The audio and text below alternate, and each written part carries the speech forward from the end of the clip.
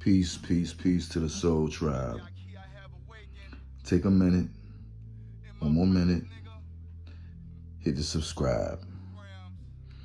If you join the vibe, and if you love a place where you could just put down your sword, put down your shield, in a place where you could heal, welcome. Now I'm gonna jump right into this. It's really not commentary on this one. It's she's one of my favorite, and I even took a phrase. We just don't get it, but let me jump right into it, because time is not on the outside. Yes, it is. Listen, check it out. Let me play Barbara. Let me get it right. Dr. Barbara Sizemore. She's one of my favorite. And everybody got sectors, but she specialized in educational sector. She's been in it for many years. I'm gonna let her kill it and go in, enjoy the goddess. Check it. And you can check it out at Transatlantic production. Talk to you about, because that's really where my life is centered. But it occurred to me that Alton's been in this struggle, and I'm very concerned about how we're progressing in it. So I've thought a lot about it, sisters and brothers, and titled what I want to share with you tonight called Black People Still Don't Get It.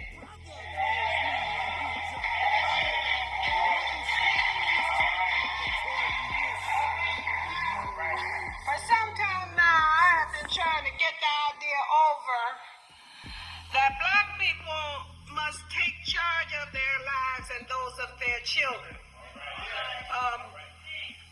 We can't leave this to other people to do, because they're not going to do it.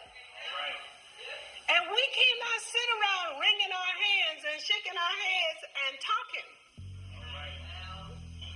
It's getting late, brothers and sisters, especially for our children. Now, when it gets to the point that the way we live is destructive and leads to our extermination, then we have to think about what has happened to our culture. And we need to take a long, serious look at our condition. Now, if culture is the sum total of artifacts which any group accumulates in its struggle for survival and autonomy, then it's dynamic, because it's a struggle. It's not static. It doesn't stand still and never change.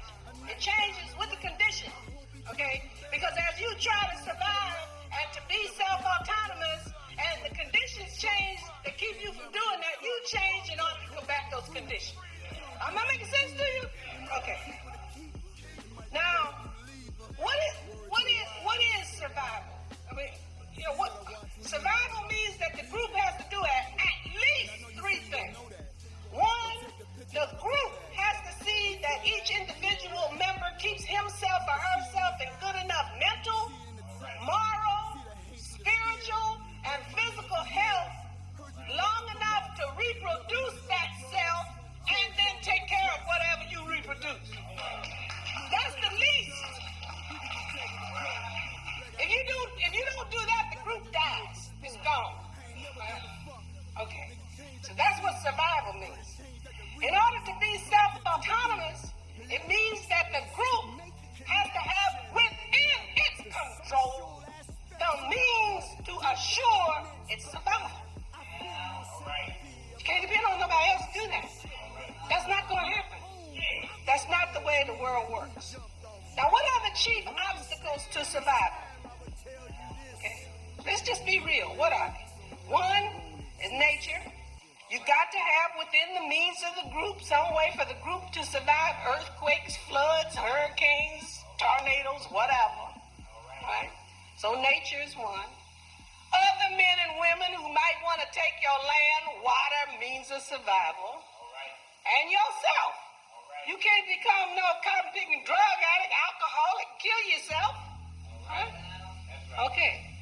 Those are the obstacles. Now, the culture that we pass down from generation to generation is supposed to help the group to survive and to be self-autonomous. The major way that we pass this culture on is through what? Groups. Family, church, school, organizations like this. Those are the means. Okay, now, unfortunately for us, we live in a country where the overriding values of the country are against us. For instance, these overriding values put in the positions of privilege people who are white, people who are male, and people who are wealthy. And these three groups dominate the society. So when we talk about teaching our children instrumental values like equality, liberty, fraternity, etc., we are talking about ordering those values under the institutional values of race, gender, and wealth. So that more white people get equality, liberty, and fraternity than black people, more men get equality, liberty, and fraternity than women, and more wealthy people get equality, liberty, and fraternity than poor people. You get it? All right. It doesn't do enough then, ladies and gentlemen, for us to teach our children about the instrumental values, if we don't teach them the impact of the institutional values on the distribution of the latter. Otherwise, our kids don't get the full message and don't know how to behave. Now, when I was a young woman looking for a job in 1947, the newspapers would advertise, "No Negroes need apply." Chicago, Illinois. March 28, 1947, Chicago, Illinois. I did not say Mississippi. North, I was up north. All right. Right.